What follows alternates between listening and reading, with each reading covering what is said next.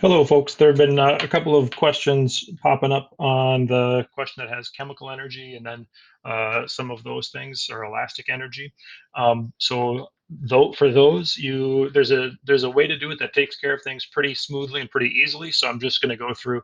I'm just calling this the weird energy example. I'm going to go through and take a quick look at. You know what? No, I'm not even going to show us this. I'm going to pause it. I'll make these. There are other videos that look at how to do the energy bar charts. So if the energy bar charts and the energy equation are part of the problem, check the other videos. So I went through and did parts of this that um, are available in different videos. I went through and I said, hey, initially, all of the energy is chemical. In the end, all of the energy is gravitational. Oops, I forgot to do this one real quick. Everything is inside of our system for this setup. So if everything is inside of our system, then the total initial energy equals the total final energy. And so we have 4 bars of initial chemical energy equals 4 bars of final gravitational energy. I have this equation right here. And this is the equation that will end up being really important for what we do with the chemical energy or elastic energy or nuclear energy if we were doing those sorts of things. We don't need to know or use the chemical or the equations that are specific to chemical energy or elastic energy or nuclear energy or anything else, thermal or whatever, if we have this and if we know stuff. So going through with this example, a monkey eats not all, but part of a banana, uses all of that banana energy, chemical energy, to climb a tree. The monkey has a mass of 40 kilograms, climbs from 0 height to 75 meters. Monkey uses all the energy in that banana to climb that height. So that tells us 4 equals 4 for that energy, or initial chemical energy equals final gravitational energy.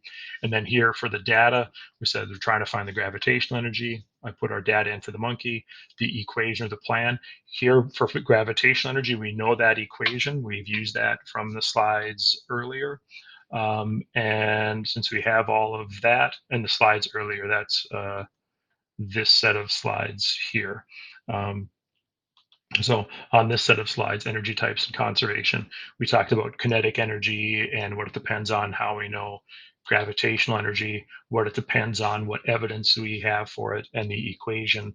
So all of that stuff is available in this energy types and energy conservation set of slides. I don't remember which day we did that, but that was last week at some point. So when we're looking here, we have all the information to calculate gravitational energy specifically and individually all on its own. So I went through and did that. Going through plugging the numbers in, I get 29,400, and that can be measured in either Newton meters or joules, capital J, joule. But now we get to the part that is causing some confusion. Chemical energy. We don't have an equation specifically for chemical energy, but we do have this one. So I'm going to take that and paste that into my equation plan. It's got a lot of spaces on it, so I'm just going to get rid of some of those spaces to try to get everything in on there. And I'm going to maybe abbreviate some things. I'm going to say instead of chem, I'm going to go C for chem, and I'm going to go I for initial, just to try to fit it all in one line. That should help us. And since everything is in our system, the work is 0. I should maybe point that out up here. Work, if appropriate.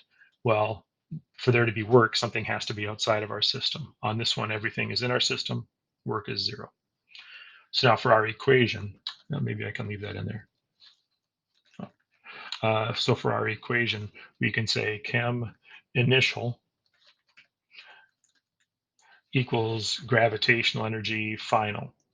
So over here, well, we know gravitational final is 29,400 joules. And we know a bunch of other stuff. We know part of a banana. We don't know how much. We know all these other things. But if this is our equation, if that's our equation, then all we need to know is the gravitational energy final. Because here, when it's time to plug things in, I can say chem initial energy equals gravitational energy final, and gravitational energy final is 29,400 joules. That's it. we're done. So this is actually really a very straightforward problem, straightforward question. It's just that it takes us a little bit to see that this equation or this equation is really as useful as it is.